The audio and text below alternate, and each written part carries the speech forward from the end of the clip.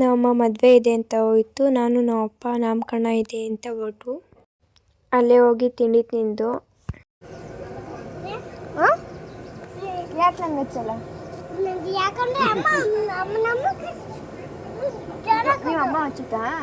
ನನಗೂ ಹಚ್ಚಿಸ್ತೀಯಾ? ಯಾಕೆ? ಬೇಡ ಬೇಡ ಬೇಡ ಬೇಡ. ಯಾಕೆ ಕಂಡುಹಿಡಿತೀಯ ನನಗೆ? ಯಾಕೆ ಕಂಡುಹಿಡಿತೀಯ? ಮುತ್ತು ಕೊಡ್ತೀಯಾ?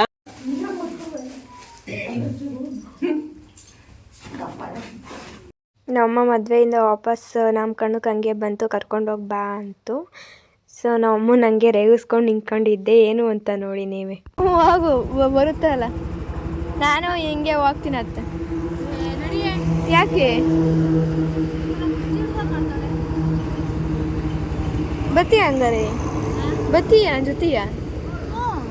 ಯಾಕೆ ಹೋಗೋದು? ಯಾರೋ ತಾತ್ ಕರೀತಂದಲ್ಲ, ಹೇಳು. ಹಾಂ ತಿಂತಿ ಏನಾರುವ?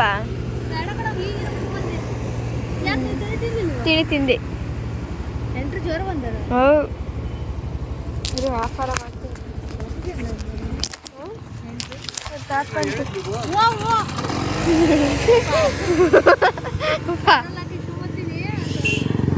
ಹೋಗು ತಾತನ ಜೊತೆನೆ.